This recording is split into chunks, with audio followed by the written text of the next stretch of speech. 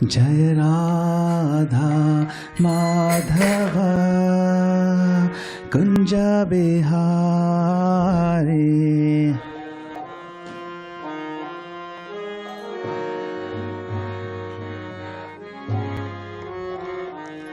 Jai Radha Madhava Kunja Bihari.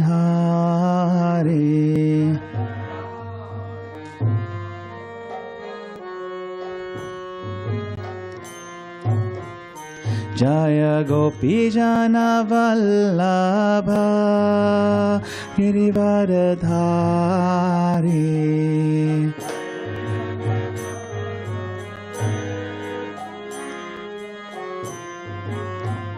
Jaya Gopi Jana Vallabha Girivaradhari.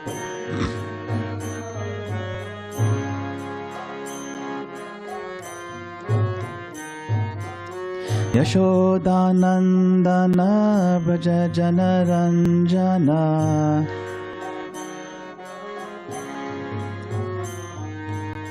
Yashodanandana Braja Janaranjana.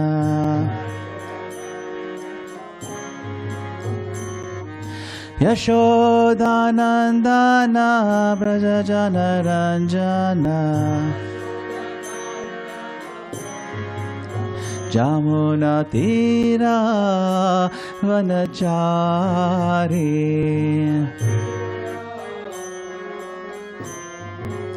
Jamuna Tira Vanachari.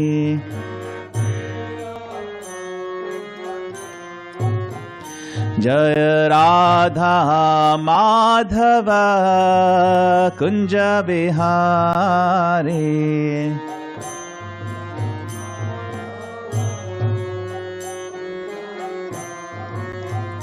Jaya Radha Madhava Kunja Bihari.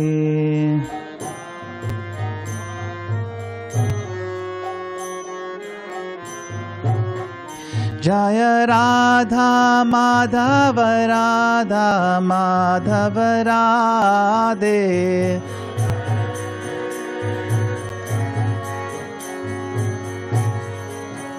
Jaya Radha Giridhari Radha Giridhari Radhe.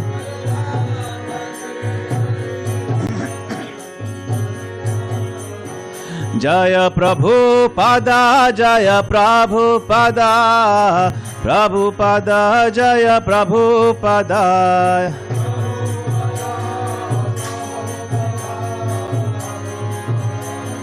Nitai Gaura Hari Bol, Hari Bol, Hari Bol, Hari Bol.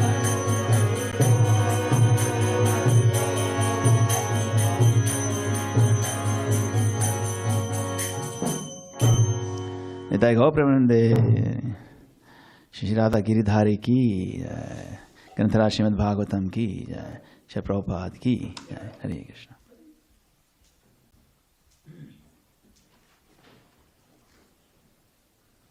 So I want to make sure I'm the right verse. 8, 6, 16. Oh, okay. It starts at 16 and Goes to 28. Yeah. Gotcha. Okay.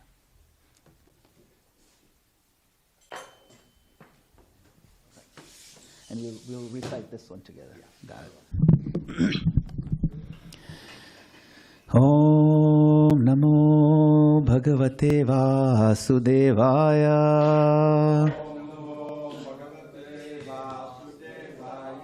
Om Namo Bhagavate Vasudevaya.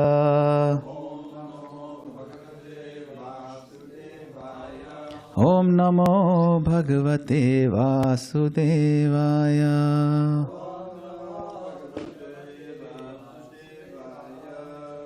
Reading from Srimad Bhagavatam 8, 6, 16, and then we'll read all the way up to 28 and we'll recite verse number 28. So I'll just read through these verses and then we'll repeat this one. Shri Shuka Uvacha Evam Virincha Diviriditastad Vigyayatesham Hridayam Yathaiva Jagadajimuta Gabhiraya Gira Baddhanjalin Samvrita Sarvakarakan.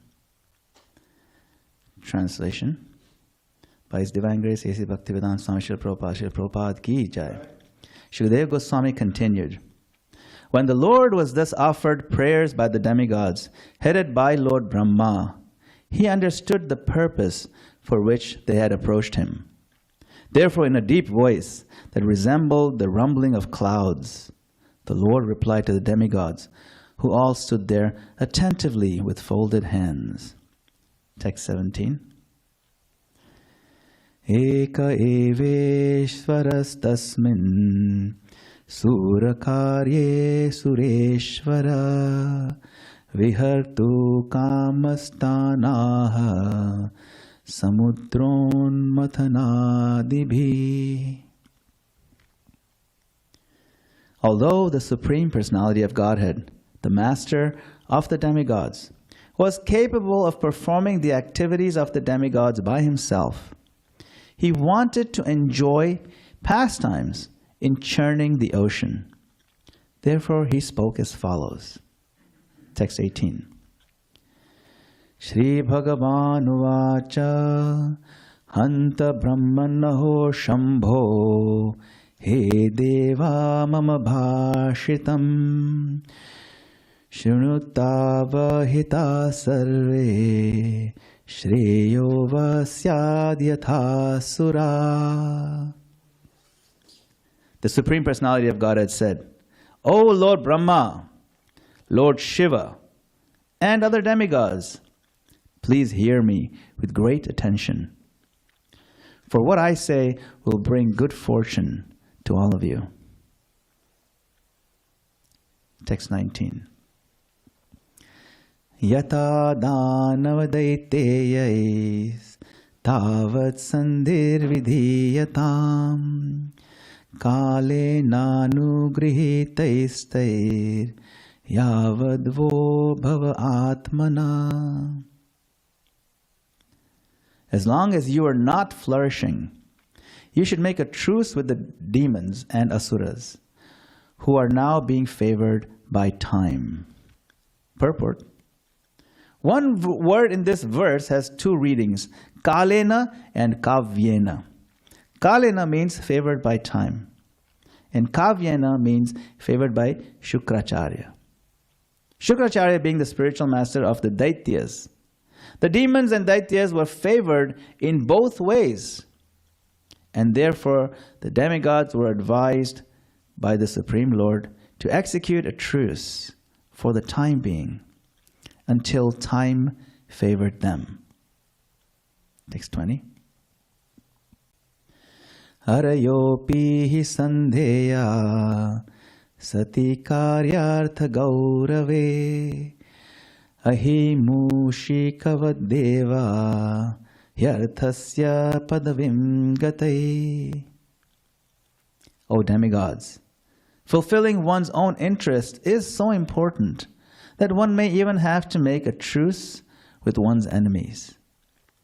For the sake of one's self-interest, one has to act according to the logic of the snake and the mouse. Purport. A snake and a mouse were once caught in a basket. Now, since the mouse is food for the snake, this was a good opportunity for the snake. However, since both of them were caught in the basket, even if the snake ate the mouse, the snake would not be able to get out. Therefore, the snake thought it wise to make a truce with the mouse and ask the mouse to make a hole in the basket so that both of them could get out. The snake's intention was that after the mouse made the hole, the snake would eat the mouse and escape from the basket through the hole. This is called the logic of the snake and the mouse. Text 21. Amritotpadane yatna kriyatam avilambitam yasya pitasya vai jantur mrityugrasto maro bhavet. Immediately endeavor to produce nectar, which a person who is about to die may drink to become immortal. Text 22 and 23. Kshiptva kshiro dadau sarva virutrina latau shadhi manthanam mandaram kritva netram kritva tu vasukim sahayena maya deva nirmantadvam atandrita klesha bhajo bhavishyanti daityayuyam phalagraha. O demigods, cast into the ocean of milk all kinds of vegetables, grass, creepers, and drugs. Then with my help, making Mandara mountain the churning rod, and Vasuki the rope for churning. Churn the ocean of milk with undiverted attention. Thus the demons will be engaged in labor, but you demigods will gain the actual result, the nectar produced from the ocean. Purport. It appears that when different kinds of drugs, creepers, grass, and vegetables are put into this milk, and the milk is churned, as milk is churned for butter, the active principles of the vegetables and drugs mix with the milk, and the result is nectar. 24. Yuyam tadanumodadhvam yadichantya sura sura na samrambena siddhyanti sarvartha santvaya yatha. My dear demigods, with patience and peace, everything can be done. But if one is agitated by anger, the goal is not achieved. Therefore, whatever the demons ask, agree to their proposal.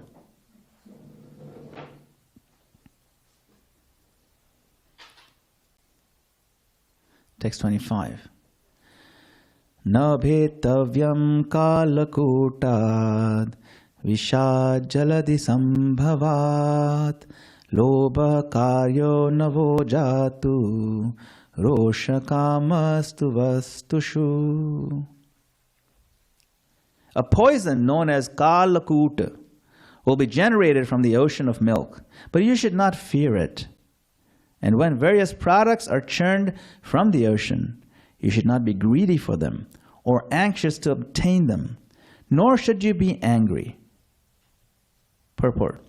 It appears that by the churning process, many things would be generated from the ocean of milk, including poison, valuable gems, nectar, and many beautiful women. The demigods were advised, however, not to be greedy for the gems or beautiful women, but to wait patiently for the nectar. The real purpose was to get the nectar. 26. Shri Shuka Uvacha Iti Devan Samadishya Bhagavan Purushottama Tesham Antardadhe Rajan Swachanda Gatirishvara. Translation. Shukadeva Goswami continued, O King Parikshit, after advising the demigods in this way, the independent Supreme Personality of Godhead, the best of all living entities, disappeared from their presence. Atha tasmai bhagavate namaskritya pitamaha bhavascha jagmatu swam swam dhamo peyur balim sura.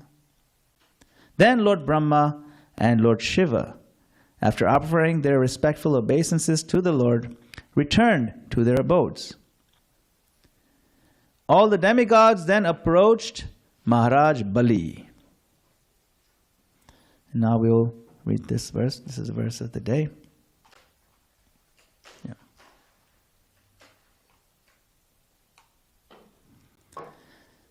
So please repeat.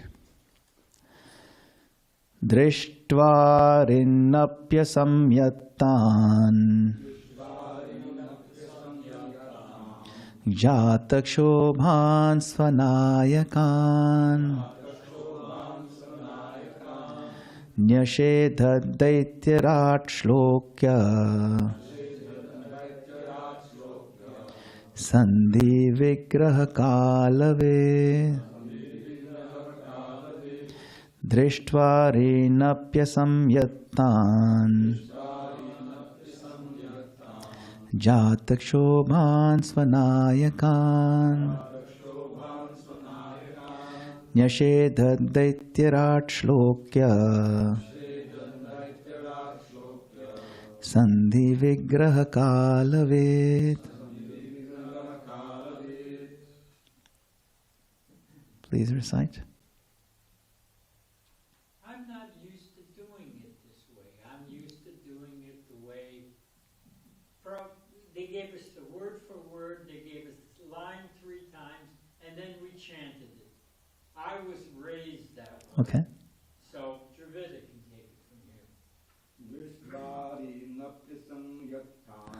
Drishtva rinapya samyattan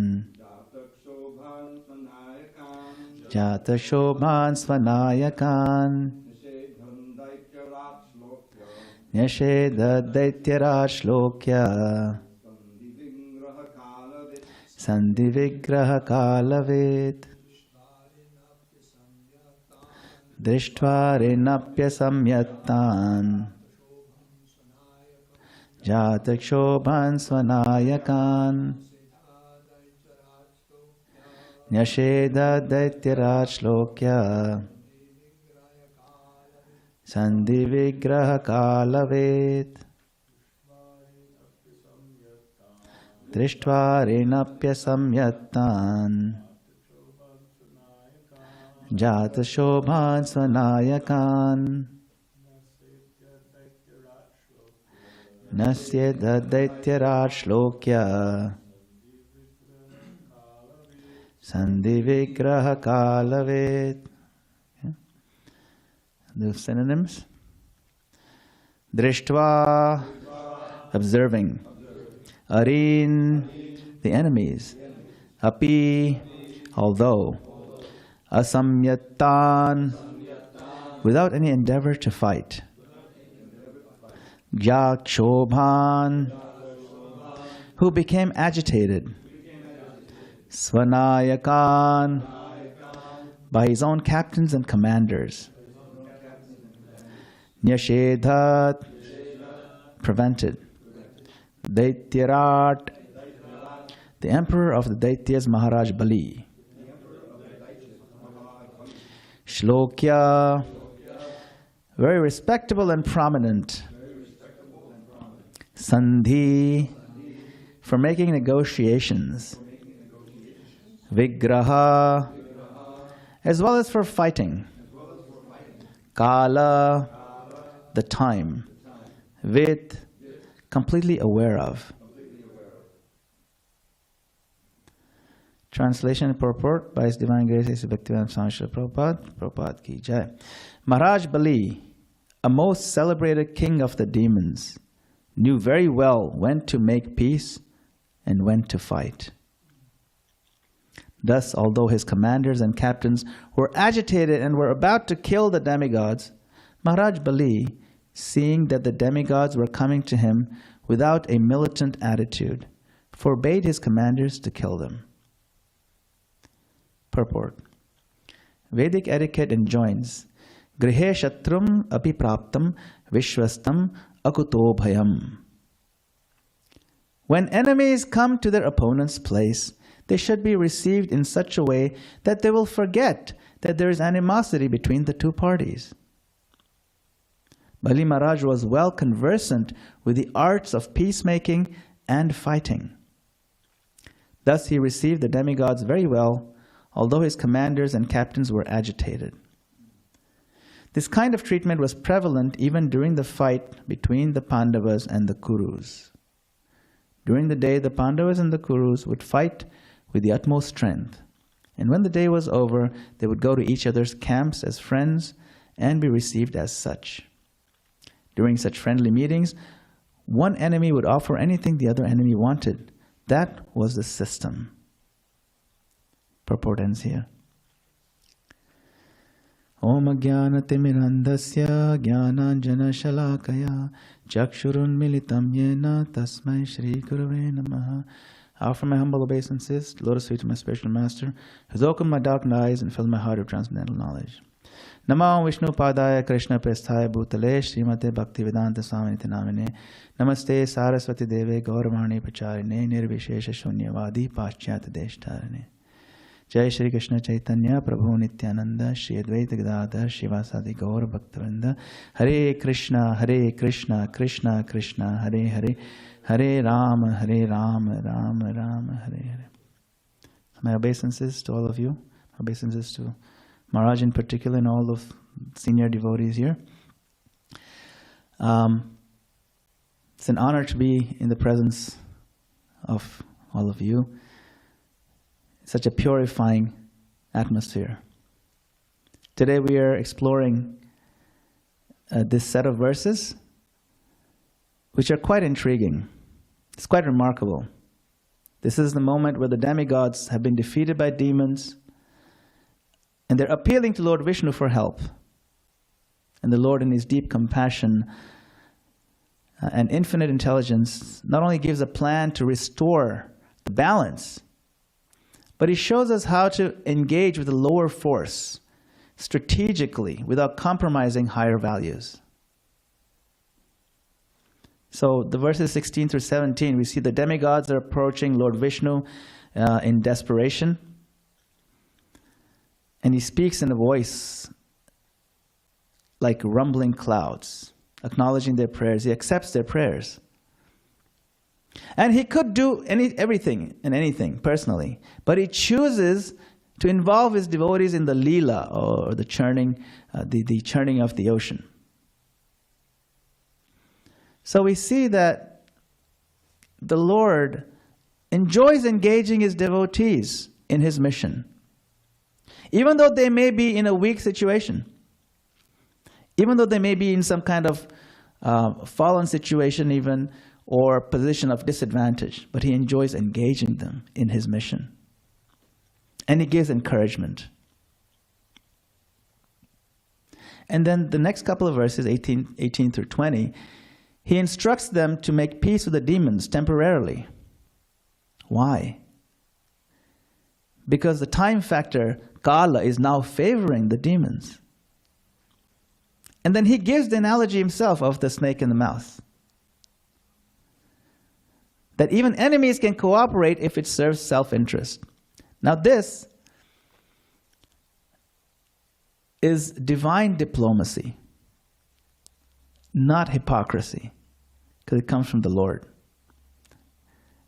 And it's a very subtle and intriguing concept. Why would the Lord instruct his devotees to do something that would perhaps be viewed as underhanded even? So it's the fact that he even gives that analogy is an interesting concept that we can probably explore, right? And then later on, he goes on and he says, a plan is laid out. Churn the ocean with the help of the mountain, Mandara mountain. You get Vasuki, the snake. Throw in the herbs and throw in the creepers and the vegetables. Let the demons help. But the demigods will gain the nectar. So one key insight from this is that patience, peace, and self-control are necessary to accomplish difficult tasks. He said stuff will come out. It'll be distracting, provoking, agitating, even seducing. But don't get swayed in your mission. He said, don't get angry. He says, anger ruins everything. So peace and self-control, when you're going through a very difficult project, is key. Because the Lord warns them, watch out for these things. This is going to happen. And in verse 25, he warns that first what is going to come out is the Kalakuta. Kalakuta is the poison, but don't panic. Because he knows that this great devotee, Lord Shiva, will come and swallow the Kalakuta and store it in his kantha. Therefore, his name is Kalakantha. You might have heard that name, Kalakantha, where in his throat, like we have Kantimala, so in his throat, he's storing the Kalakuta, and it turns greenish, bluish, and so he's known as Kalakantha. But he says, don't worry, the poison is going to come out, don't panic. And other items will also come out, don't get greedy for them. So, because the Lord is warning, the demigods have a bit of an advantage. The demons don't. The demons fall for everything. So that's the kind of indicating to us that we have our own higher nature and lower nature too. But it's always advantageous to be forewarned of what's coming. He said, on the path of dharma, there are distractions, there are dangers, and there are temptations. All arise, sometimes at the same time, sometimes at various times, but do not be disturbed. Learn to recognize which category those things are. Is it a danger? Is it a distraction? Is it a temptation? And we have to stay focused on the ultimate goal of getting the nectar. And then verses 26 through 28, the Lord departs, Lord Brahma, Lord Shiva, they offer their respects, they also depart, and the demigods approach Bali Maharaj. And now, even though Bali's generals are furious, ready to fight, because they've just won, they've beaten these people silly already. So they're already on a roll. If these guys are coming again, we're going to whack them one more time. And Bali says, no. He shows remarkable composure and diplomacy. I mean, after all, Bali Maharaj is Mahabhagavat. And he's one of the 12 Mahajans. So the insight we get from here is that even though Bali is a demon, he's not impulsive. He knows when to fight and when to pause. Dhairya, patience. It's a sign of strength, actually. Constantly fighting without any sense of judgment is not a sign of strength. It's a sign of foolish weakness, actually. And Bali Maharaj demonstrates his strength here. Now, if we were to explore the metaphors that we can see encoded in this story, we can see like how the demons, they are so negative and they're so greedy. And we can identify some of the elements in ourselves as well. Uncontrolled thoughts, uncontrolled desires, our lower nature. Our minds may be infused with some of those elements. Now, the Lord does not immediately destroy the demons. Instead, he shows the demigods how to use the demons' energy for a higher cause. He said, use them. They have muscles. You're going to need the muscle power to churn the ocean. So similarly, we can see like our uncontrolled mind can sometimes seem overwhelming, full of irrational, destructive demands. But just like a wise parent might agree to a child's irrational demand, but only in a way that leads to the child's ultimate benefit. So we must also deal with the demands of our own mind. Like the Lord says, agree with the demons, but don't lose your patience. Don't get greedy, don't get angry.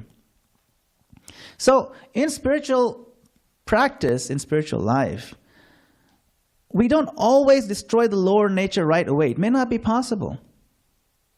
A lot of the times it's not an option. Sometimes we engage that energy. Use the energy, but don't get consumed by it. It's like fire. It's very easy to be burnt up in fire if we're not careful with it. So similarly, I mean, if you think about the whole progression of Bhagavad Gita also, you know, it's really how to deal with our conditioning that has brought us into this irrational situation where the mind is so conditioned to think that I will be able to enjoy separately from Krishna by rebelling away and utilizing these resources and be happy. But that's our lower nature. See?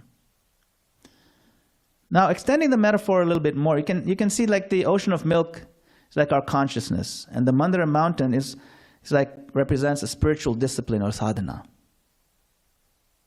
And Vasuki, the snake, can represent the effort we put in, sometimes painful, sometimes difficult. And the poison, the kalakuta that comes up, is the impurities that first surface when you take up sadhana. Right? When you begin chanting attentively, doing regular seva, suddenly we may notice a little more anger, lust, greed, envy surfacing than we're hoping to see.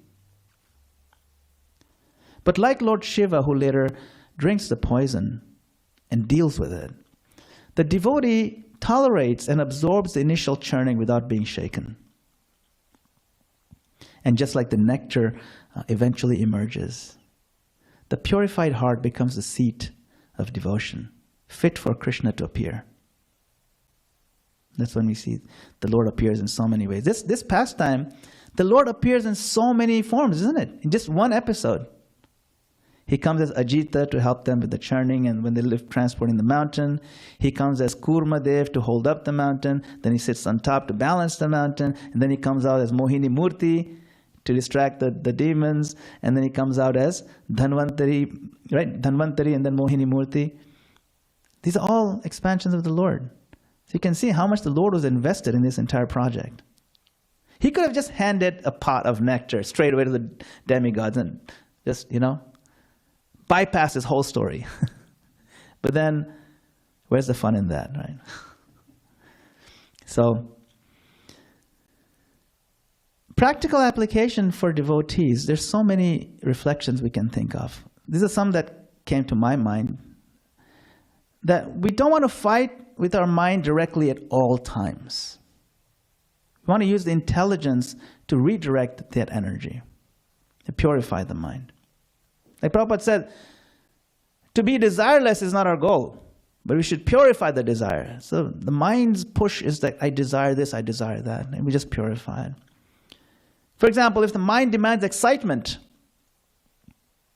then we engage in festival seva, for example. It's very exciting, something to look forward to. And it's a lot of the flurry of activity, decorations and planning and organizing. It's a lot of fun actually. And then the festival itself, Utsava, it's exciting. Utsava keeps us from slumping into sadness and depression. That's what literally it means. Sava means depression and sadness. Ut means it lifts you above it. Like tama means darkness. Uttama means above darkness.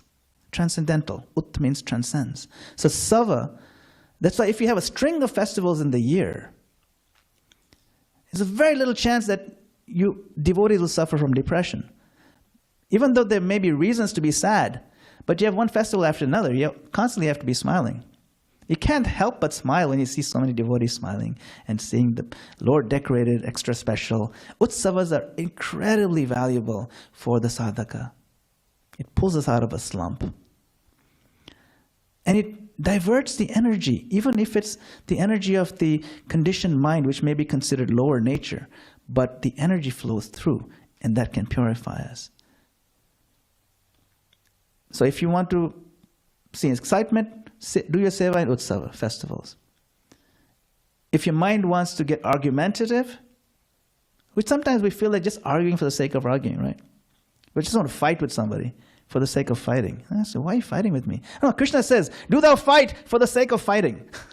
That's why I want to fight, for no reason at all. Right? So that's a devotee, sometimes we fight for the sake of fighting. He says, if you want to argue and fight, then engage your mind in shastric study. Go deep. Engage your mind in productive debate philosophically with someone who's progressive. So the fighting spirit can be channeled into a more refined and nuanced understanding of our Shastra.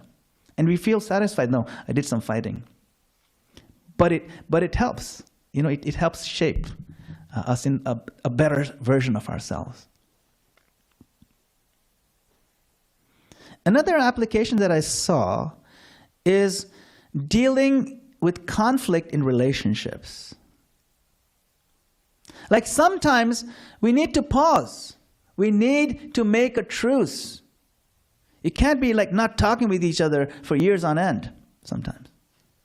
We see that. Some devotees won't talk to each other.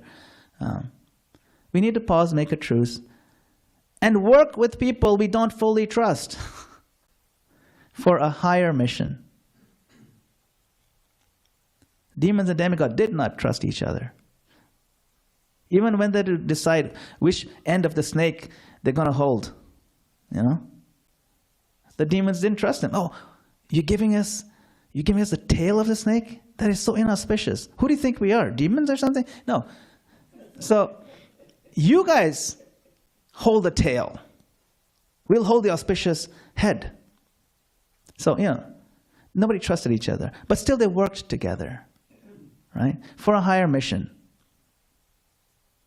The Bhagavatam in this episode does not glorify blind confrontation. It recommends divine strategy.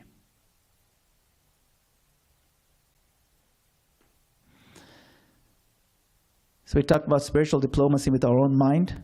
We talked about dealing in relationships with each other as devotees, or with anybody else. And then another very important point that comes up is that we don't want to get distracted by immediate gains. The Churning produced Apsaras. Apsaras are so beautiful. It's described, the Apsaras in the heavenly planets are so beautiful that it makes even the most beautiful women on this planet look like lizards by comparison. Can't even imagine. It's described that when they sweat, it smells like lotus flowers. Okay, maybe we'll not get so many details here. A lot of brahmachari. But it produces apsaras, produces jewels, produces wealth. But the Lord says, don't get greedy. Focus on the nectar. Means focus on, what are we practicing Krishna consciousness for? For that nectar. That was nectar, Prabhu. What was nectar? Just that feeling of connectivity with Krishna. It was so uplifting and purifying. I was moved to tears. Even if for a brief moment, those tears felt like the best part of my day. That's the nectar we're going for, isn't it? So, in devotional life, we don't want to stop at small achievements and stagnate ourselves. We want to go for the next step in our devotional progress. It's very easy to rest on even the smallest laurel. I'm going to rest on my laurels. What is a laurel? Because devotional progress has milestones, and those milestones are very pleasing. And we may think we've made it. So we don't want to stop at small achievements and get distracted and forget about the big pot of nectar, which is a purified heart and pure devotional service. That's what we're going for.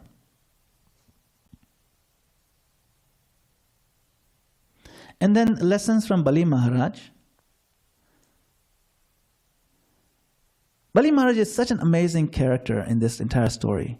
And of course in the other story as well, where, the Lord comes and takes his whole kingdom. Amazing, like Lord Vamana. And he becomes Trivikram. But even as a demon in the midst of this story, Bali Mahārāja shows remarkable dignity and detachment. He forbids his generals from attacking because he sees that the demigods are not aggressive. You see? So he's being fair. Now this shows that even among the demons, saintly qualities can shine. I mean, in a list of 12 Mahajans, I think at least 2 of them are demon family members, right? We have Prahlad Maharaj and Bali, at least 2. The Bhagavatam doesn't deal in black and white. Every character is complex. That's why it's so relevant to apply it in our world, because in our world the character is also complex. And everybody is a character in our world. And they're complex. What's the real villain here? The villain is ego, not a particular race or a species or a class. That's the villain. And that ego manifests even in Indra so many times. The Bhagavatam throws stereotypes out the window and invites us to not judge people on these stereotypical concepts, frameworks. Bali Maharaj, Prahlad Maharaj, Indra. So, we want to remember the path of bhakti is not about destroying the mind, it is about purifying and redirecting the mind. We want to learn to churn our own inner ocean. Churning requires effort, patience, determination, enthusiasm, utsaha, nishchaya, dhairya, tattat karma pravartanat, sangatyaga sato vritte, sharir bhaktir prasiddhyati. These 6 things, they're required for complete perfection of Krishna conscious practice. So when we churn our own inner ocean and we're tolerant when poison arises, we want to stay focused when temptations come and work with the lower forces that serve us for the higher purpose. This is the art of divine diplomacy, taught us by the Lord Himself. It is not hypocrisy and it's not underhanded behavior, just as a parent, when the parent indulges a child who's throwing a tantrum. Okay, let's do this, fine. If you want that, I'll get you that. But we have to do it this way. When a parent is in charge, it is not underhanded because the parent has the best interest of the child. And sometimes it is just necessary to work around a particular tantrum. And what is our material existence if not a tantrum against the Lord? It's a childish tantrum that, no, my Lord, I will be happy without you. My Lord, I do want to turn away. And this timeout room that you've made for me, it's not so bad. I'll stay here forever. That's our foolishness. It's our timeout room, a punishment center. And then the Lord will employ divine diplomacy as a good parent. My dear Arjuna, try this, try that. If you can't do this, do this. If you can't do this, do that. If you can't be pure devotee, then at least practice. If you can't practice a little bit, then give the fruits of your labor to me, and so on. He goes down the list. He is working with us. He's working around our tantrum. And He's inviting us to be as mature when we've now decided that we're going to also work on ourselves. And we're going to partner with the Lord as the divine intelligence to gradually purify our conditioned lower nature using all the tools at our disposal. The energies He's given us, the guidance He's given us. This is the art of divine diplomacy.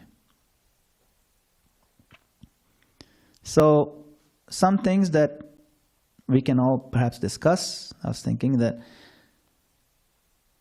am I trying to battle my mind head on, or am I learning to work with it strategically? In my service, do I react in anger when things don't go my way, or do I show patience like the Lord recommends? What are these jewels and apsaras I get distracted by before tasting the nectar of bhakti? What are these distractions? What are my lower natures that come forward? So these are just some of the questions that I thought we may want to reflect on as we read this section. I'll quote one verse that everybody knows. Yasyasti bhaktir bhagavati kinchana sarvair gunais tatra samasate sura harav abhaktasya kuto mahad guna manorathena sati dhavato bahi. All the demigods and their exalted qualities, such as religiosity, knowledge, and renunciation, become manifest in the body of one who has developed unalloyed devotion for the Supreme Personality of Godhead, Vasudev. On the other hand, a non-devotee, even though advanced in material qualities, does not possess any good qualities because he is engaged by mental concoction and is sure to be attracted by the impermanent. Hare Krishna. Shri Prabhupada ki jai. My obeisances to all of you. My request for forgiveness if I have gone outside the norms in any way. Thank you, Maharaj, for staying all the way, and I live to be corrected at every moment. I'm your man. Hare Krishna. That was very nice. Thank you, Maharaj. So we have a few minutes for reflections. If anybody would like to share. Yes, Prabhuji. Oh, we have the microphone over there.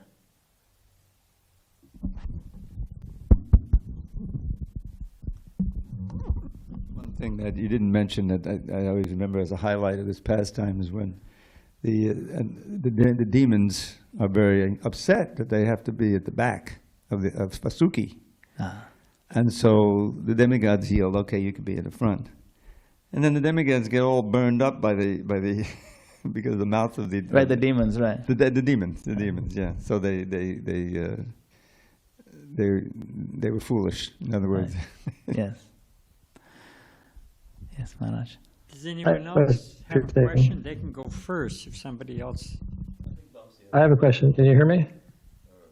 Yes. Oh, that's my trick. Yeah. Hare Krishna, Hi, go Hare ahead. Krishna, yes. Listen, thank you for elucidating this nice pastime. So I wanted you to say a few more words about the nice things that are produced, the gems and the apsaras. I remember my first occupation after being a brahmachari there for about a decade was to teach smoke stoppers at Pac Bell. And we made a graph of an urge. At the beginning, it's almost irresistible. But if you can hold on just a little bit, then that urge dies down. And I was reminded of the verse in Bhagavad Gita, Dhayato Vishayan Punsang. What if we contemplate a little too long and develop that attachment? Can you give some sort of practical advice for how we can refocus the mind away from those attractive things that are produced and refocus on the goal, the pure heart, the love of Krishna, etc.? Yes, thank you, Prabhu.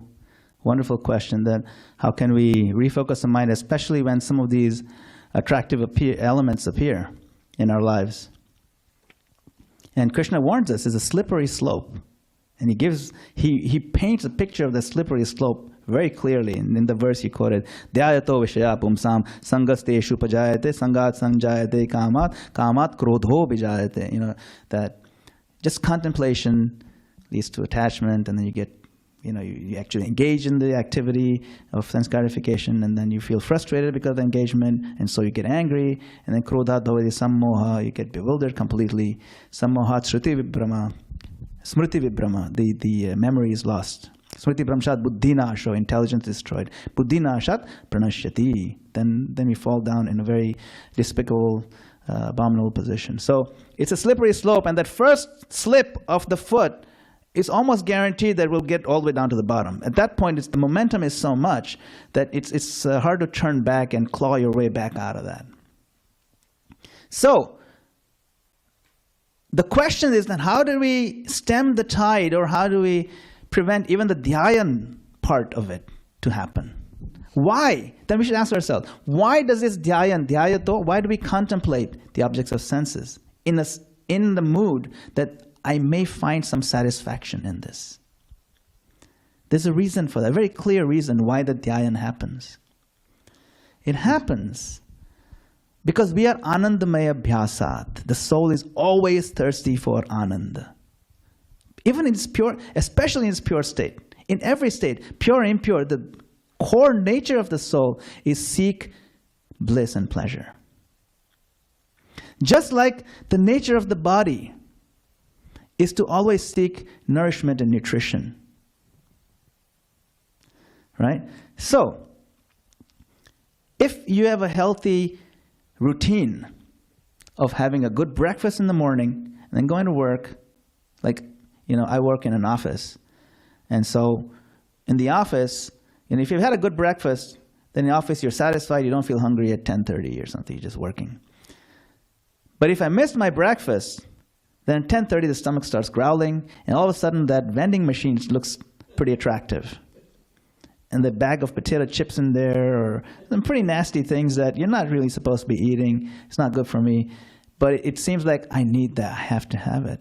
And so my dhyan focused on the potato chips, right?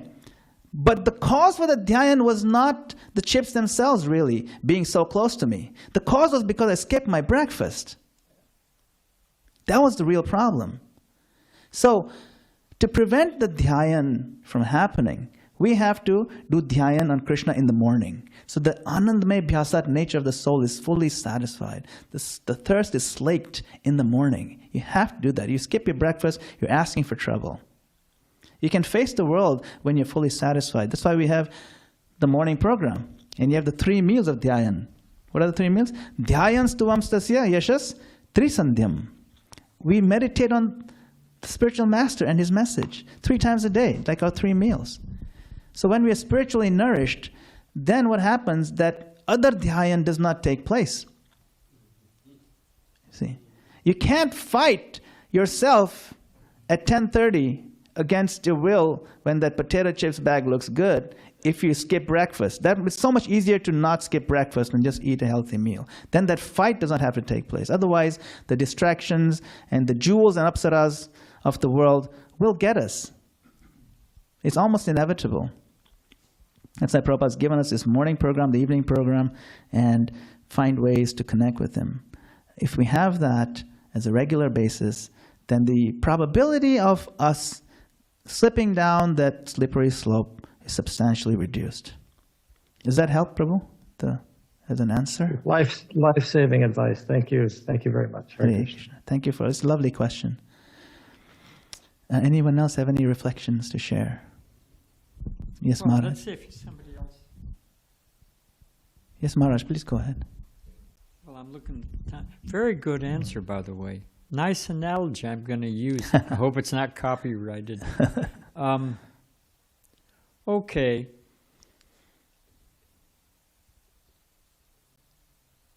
If we know that the demons, the asuras, are going to go bad. We know they have bad intent. We know they're going to go bad. So why all this dancing around with the demigods? In other words, if we know that something, we get devotees who are rigid, and they say, look, the material world's Maya, this material world's Maya, householders are an illusion, they're all stalling, buying for time, we know how it all ends, just, muscle up and just accept it. Why this nuance? Why the need for varnashram? Why the need for householder life? You know how it's going to end. Yes. I'm just trying to think of a question to question. give you something to talk about. It's a good question. This is something I've been reflecting on for some time now, especially being very much steeped in the dark well myself, with the wife, children, family, etc. That Krishna says, detachment from wife, children, family, etc. is an item of knowledge. You should be detached from this stuff. And I thought, what does that mean, this detachment? Why do I have to deal with all this? What is the point of varnashram even? So I was thinking of it. Is one time, one devotee, Mataji, she was talking to Prabhupada about something, about her, she's struggling with something. And Prabhupada said, she told her 3 times, you cannot change your nature. You can't change your nature. Don't fight against your nature. Which is very interesting why he would insist 3 times. And he was so insistent. You got to understand what your nature is. In other words, work around your nature. So what I understood from that is that there are 2 levels of conditioning. One is a level of conditioning that a good chance of you changing it quite readily. It's a superficial conditioning. We could change our habits, certain habits we can just change right away. Give up 4 sins and so on. Everybody should be able to do that, okay? It's not such a big deal. Then there's a deeper conditioning, where the combination of the 3 modes is so, it's such a subconscious level, there's really not much you can do about it. That's what I thought when Prabhupada said you can't change your nature. There's not much you can do about it. So then what you do is you categorize those combinations of the 3 modes, which you can't do anything about, and then create a framework where it lets you use that conditioning to create sanity in society and a gradual path of upliftment. That's what varnashram is, where we are now making do with the different levels of conditioning that can't be changed in this life. It's very difficult. That's why you have brahmanas who are just so conditioned in moral goodness, and then you have, right, Kshatriya, Vaishya, Shudra, and intermediate combination of those as well. And so there's Brahmana dharma, there's Kshatriya dharma. Why do they have Kshatriya dharma? Why is it different from Brahmanas? Why doesn't every human being get the same dharma? Kshatriyas are allowed to fight and use weapons, Brahmanas are not. For example, or there's certain things like Vaishyas are allowed to tell lies, but Kshatriyas and Brahmanas are not. Right? So different dharmas for different varnas. because there's this notion of allowable weaknesses. In the corporate world, we have team building concepts, and when you build teams and you build leaders and who's responsible for what, there is a notion of allowable weakness. Yes, if that's your role, you're allowed to be weak in this area. So if your role in society is to be a Vaishya, you're allowed to be a little bit, flexible with the truth. You're allowed. It's okay. It's understood. That's your conditioning, and we'll allow it. But that cannot be allowed with the Brahmanas, because that will destroy the foundation of sanity of society. So similarly, because we're working with a very deep level of conditioning, but we as a society sign a contract, which is the Varnashram contract. Okay, we'll agree to allow these weaknesses.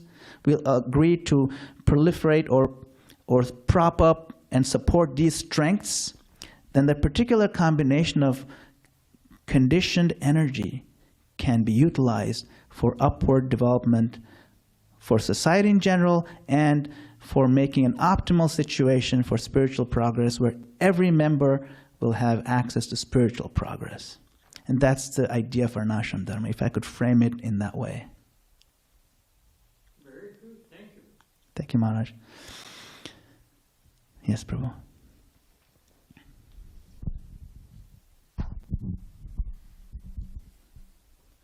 Thank you so much, Madana-gopāla Prabhu. It was a wonderful lecture. You mentioned a phrase, work with people you don't trust. For high Yes. purpose. Did you mean that we should cooperate with each other, although we have different natures and differently situated in this by the modes of nature? Or you meant that in terms of preaching to people who are faithless and people who have not developed Krishna consciousness? Can you elaborate on that? Yes. I was referring to fellow devotees who sometimes, maybe not in San Diego, but in other places, that devotees may not trust each other. I've seen that in working together. I wouldn't apply that analogy so much to reaching out to people who are faithless. It's actually an offense to make too much effort to work with faithless people. We have enough innocent people on our, available to use our time and energy behind than to run behind the faithless. This is one of the reasons why we're told not to even bother with them. If you have so many low-hanging fruits, why are you going after the raw mangoes way up there and try to risk breaking your neck? Just take these and work with them, make them all devotees. So that's the general thing. But when working with devotees, we are invited here with this analogy or this metaphor to find ways where we can start working together. Sometimes there's an impasse. Impasse meaning it's just not tenable to work with these people. And even there, let's see if there's an opportunity to build bridges, find common ground, so combined we can do something that neither they can accomplish by themselves, nor can I accomplish by myself. And there'll always be situations like that. So we have to try to, first of all, prevent situations like burning bridges, like completely burned relationships, that it practically precludes the possibility of a future collaboration. We don't want to get into that habit, because when we're angry, we may tend to do that. So that's one thing as a preventative measure. But if something has happened where we don't trust each other, then it behooves us to find ways to trust each other. And sometimes it's not possible. I'm not saying every single time we have to make friends with everybody that you don't agree with. I'm not what I'm saying. I'm saying see if there's an opportunity, some creative way to do that. We are advised by Rupa Goswami to keep our distance from certain devotees, isn't it? The three categories, Kanishta, Madhyama, Uttama. If there are certain Kanishtas who are, Kanishta, he defines who is Kanishta, one who doesn't know how to treat other devotees properly. He doesn't see the super soul in the heart. So if someone is just not treating people nicely, treating me nicely, just nice, basic decency, if they don't have, then we can understand their Kanishta. Does Rupa Goswami advise us to go and serve them or be their friends? No. He advises us to respect them, but from a distance. I mean, it's better to keep your distance from certain energies that people have until they themselves rise from Kanishta to Madhyam. So I'm not saying we have to always make friends and we have to work collaboratively with every single person we disagree with. But if necessary, let's find ways to be diplomatic, That's what this story is trying to encourage us to do. But in certain cases, we're better off offering respect from a distance. Now, conversely, we can put ourselves in the shoes on the other side. And when we notice devotees offering us respect from a distance, then we know we have some work to do on ourselves as well. It's not always that I'm the best. We should also look for clues to see that where's my opportunity to step up, you see. It works both ways. Yeah? Thank you, Prabhu. Hare Krishna. Time? Yes. Srila Prabhupada ki jai. Thank you very much. Srimad Bhagavatam ki jai. Hare Krishna.